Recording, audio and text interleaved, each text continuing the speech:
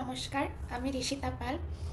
2023-24 সেশনে ICCR scholarship নিয়ে ভারতের হরিয়ানা রাজ্যের কুরুক্ষেত্র ইউনিভার্সিটিতে ভিজুয়াল আর্ট ডিপার্টমেন্টে অনার্সে ভর্তির সুযোগ পাই। গত বছর থেকে আমাকে অনেকেই জিজ্ঞাসা করেছেন বা জানতে চেয়েছেন আইসিসিআর স্কলারশিপ কী, আইসিসিআর স্কলারশিপে কীভাবে অ্যাপ্লাই করা যায়, আইসিসিআর স্কলারশিপে অ্যাপ্লাই করতে কী কী ডকুমেন্টসের প্রয়োজন হয়। আমার মনে হলো যে আমি যদি এই সবগুলো প্রশ্ন একসাথে করে একটা ভিডিও বানাই তাহলে হয়তো আগামীতে যারা স্কলারশিপের জন্য অ্যাপ্লাই করবে তাদের জন্য হয়তো এটা সুবিধা হবে। প্রথমেই বলি আইসিসিআর কি। আইসিসিআর এর ফুল মিনিং হলো Indian council for cultural relations, সংক্ষেপে আইসিসিআর। ভারত এবং অন্যান্য দেশের সাথে সাংস্কৃতিক বন্ধন তৈরি করার জন্য এই স্কলারশিপটা দেয়া হয়ে থাকে। ইন্ডিয়ান গভর্নমেন্ট প্রতি বছর সারা বিশ্ব থেকে প্রচুর স্টুডেন্টকে বা ভারতে পড়াশোনার সুযোগ দিয়ে থাকে। বাংলাদেশ থেকেও প্রতি বছর স্টুডেন্ট এখানে পড়াশোনা করতে আসে আইসিসিআর স্কলারশিপের মাধ্যমে। আইসিসিআর স্কলারশিপের আবেদন কখন শুরু এবং কখন শেষ? আইসিসিআর স্কলারশিপের আবেদন সাধারণত শুরু হয় ফেব্রুয়ারি মাসে এবং শেষ হয় এপ্রিল মাসে। তারপরেও সেটা সার্কুলার দিলে পরিষ্কারভাবে জানা যাবে। আইসিসিআর স্কলারশিপের পরীক্ষা কোথায় অনুষ্ঠিত হয়? এই প্রশ্নটা আমাকে অনেকেই করে থাকেন। আইসিসিআর স্কলারশিপের পরীক্ষা ইন্ডিয়ান হাইকমিশনে হয়ে থাকে। ভারতীয় হাইকমিশন ঢাকা, চট্টগ্রাম, সিলেট, খুলনা এবং রাজশাহী, এই 5টা হাইকমিশনে পরীক্ষা অনুষ্ঠিত হয়ে থাকে। আপনাদের যাতায়াতের সুবিধা অনুযায়ী যেটা কাছে হবে আপনারা সেটা সিলেক্ট করতে পারবেন। এবার আসি আইসিসিআর স্কলারশিপের সুযোগ সুবিধা কী। আইসিসিআর স্কলারশিপে যারা অনার্সে পড়াশোনার জন্য আসেন তাদের মাসিক 18,000 রুপি দেওয়া হয় এবং যারা মাস্টার্সের জন্য আসেন তাদের জন্য 20,000 রুপি, যারা পিএইচডির জন্য আসেন তাদের জন্য 22,000 রুপি দেওয়া হয়ে থাকে এবং যারা পোস্ট ডক্টরেট করতে আসেন তাদের জন্য 25,000 রুপি দেওয়া হয়ে থাকে। এছাড়া টিউশন ফি পুরোপুরি ফ্রি থাকে এবং আপনার বসবাসের জন্য আলাদা করে 5,500 কিংবা 6,500 টাকা পর্যন্ত দেওয়া হয়ে থাকে এবং আপনি কোর্স শুরুর সময় যখন আসবেন সেই আসার এবং কোর্স শেষে চলে যাওয়ার ভাড়াটাও তারা দিয়ে দেয়। আমাকে গত বছর থেকে যে প্রশ্নগুলো করা হয়েছিল সেগুলোর কিছুটা অংশ আমি তুলে ধরেছি এখানে, এগুলোর উত্তর আমি দিয়ে দেব। তা বাদেও যদি আপনাদের কোনো প্রশ্ন থেকে থাকে তো সেটা কমেন্ট করে জানাতে পারেন, আমি উত্তর দেওয়ার চেষ্টা করব। আচ্ছা, এবার আমি সরাসরি প্রশ্নগুলোতে চলে যাই। কোন কোন ক্ষেত্রে স্কলারশিপ প্রদান করে এবং কোন কোন সাবজেক্টে আমি অ্যাপ্লাই করতে পারবো? আচ্ছা, অনার্স, মাস্টার্স, পিএইচডি শিক্ষার্থীদের জন্য স্কলারশিপ প্রদান করা হয়ে থাকে। সাবজেক্ট মোটামুটি আপনারা সব সাবজেক্টেই অ্যাপ্লাই করতে পারবেন, তবে ল এবং মেডিকেলে পারবেন না। আচ্ছা, ডিপ্লোমা পাস করা শিক্ষার্থীরা অ্যাপ্লাই করতে পারবেন? হ্যাঁ, ডিপ্লোমা পাস করা শিক্ষার্থীরা আইসিসিআর স্কলারশিপ নিয়ে বর্তমানে ইন্ডিয়াতে পড়াশোনা করছেন। Dance, music, drama, visual arts এই সাবজেক্টগুলোতেও অ্যাপ্লাই করতে পারবো? হ্যাঁ, অবশ্যই পারবেন।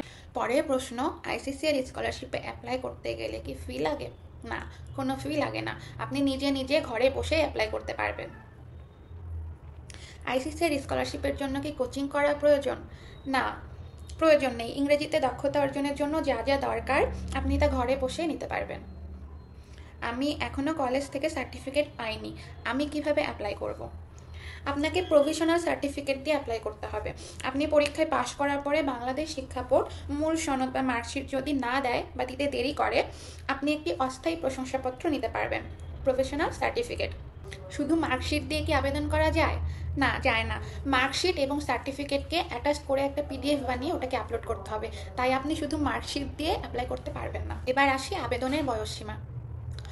অনার্সের জন্য, অনার্স এবং মাস্টার্সের জন্য শুধুমাত্র 18 থেকে 40 বছর বয়স পর্যন্ত শিক্ষার্থীরা অ্যাপ্লাই করতে পারবেন স্কলারশিপের জন্য।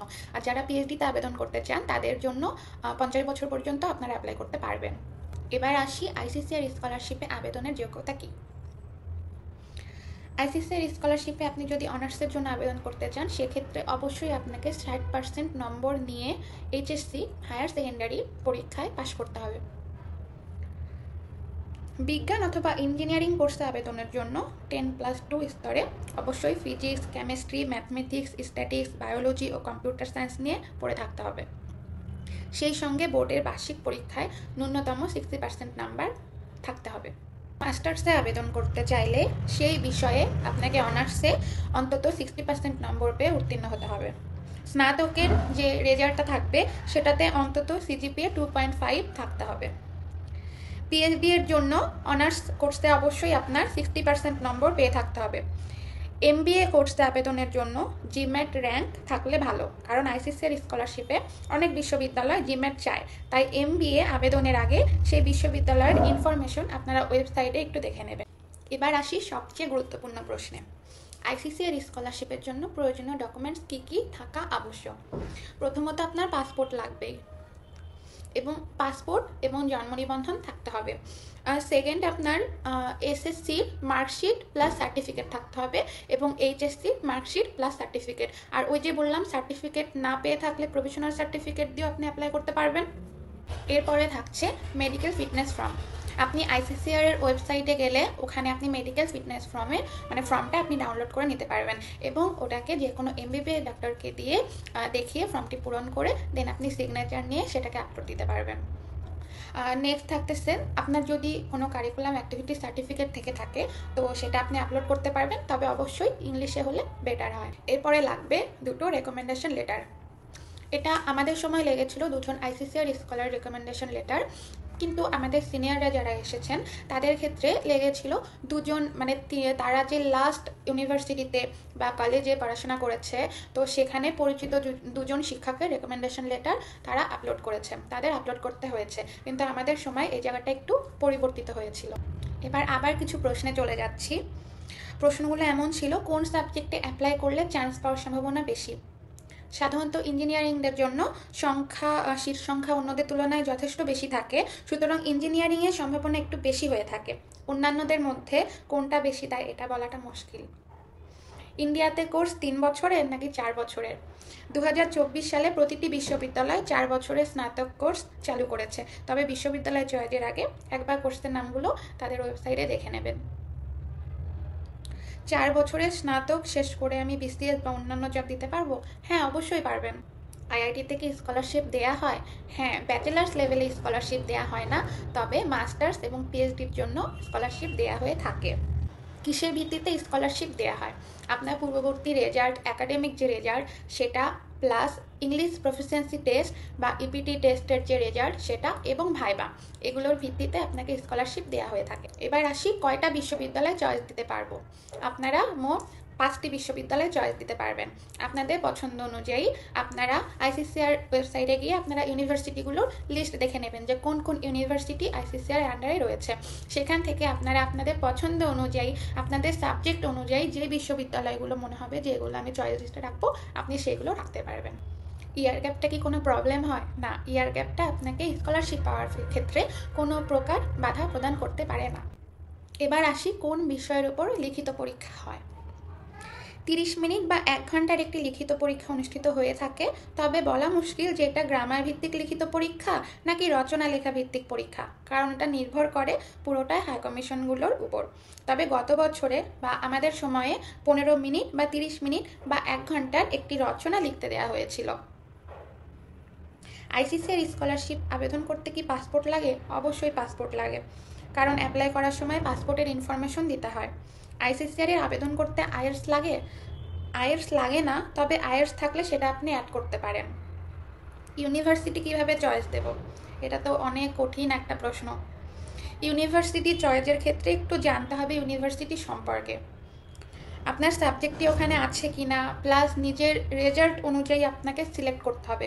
হ্যাঁ, কোন ইউনিভার্সিটিগুলো আপনার জন্য মানে আপনার চান্স পাওয়ার সম্ভাবনা থাকবে আপনার রেজাল্ট অনুযায়ী, সেটা আপনাকেই বের করতে হবে, আপনাকে গুগল করতে হবে, আপনাকে জানতে হবে। ওয়েবসাইট নিয়ে একটু ঘাটাঘাটি করলে আপনারা অবশ্যই জানতে পারবেন।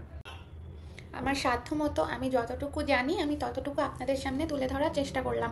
তারপরেও যদি আপনাদের মনে হয়ে থাকে যে কোনো ইনফরমেশন আপনাদের দরকার, আপনারা কিছু জানতে চান, সেক্ষেত্রে আপনি আমার চ্যানেলে কমেন্ট করে দিতে পারেন, প্লাস আমি নিচে আমার পেজের লিঙ্কটা দিয়ে দেবো। আপনারা যদি মনে করেন কেউ আমার পেজে পার্সোনালি মেসেজ করতে পারেন, আমি যথাসম্ভব আপনাদেরকে সাহায্য করার চেষ্টা করব। আরেকটা প্রশ্ন থেকে থাকে আপনাদের কাছে যে সার্কুলার দিলে আমরা কিভাবে জানতে পারবো।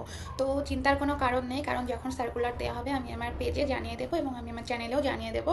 এবং নেক্সট ভিডিও আমি আনতে চলেছি, সেটা আপনার পুরো অ্যাপ্লিকেশন প্রসেসটা আপনি ধাপে ধাপে কীভাবে করবেন সবটা আমি দেখানোর চেষ্টা করব। তো সেক্ষেত্রে আপনারা নিজেরা ঘরে বসেই নিজেই অ্যাপ্লাই করতে পারবেন, খুব বেশি কঠিন। আপনার এরকম মনে হবে না যে কেউ যদি অ্যাপ্লাই করে দিত আমি পারবো কি পারবো না, না কোনো ব্যাপারই নেই এরকম, আপনি পারবেন। আমি নিজের যে অ্যাপ্লিকেশন সেটা আমি নিজে করেছিলাম, তো আমিও চেষ্টা করবো আপনাদেরকে সাহায্য করার জন্য। আর ওই যে বললাম, পেজে আপনারা মেসেজ করতে পারেন আমাকে, যদি কোনো কিছুতে বেঁধে যান বা কোনো সমস্যা হয় সেক্ষেত্রে আমি অবশ্যই বলে দেবো। আর আমি খুব ছোটোখাটো মানুষ, নতুন কাজ করছি। আমার যে ছোট্ট পেজটা আছে সেটাতে একটু লাইক করে দিন, এবং আমার যে চ্যানেলটা আছে সেটাতে একটু সাবস্ক্রাইব করে দিন। Bye bye.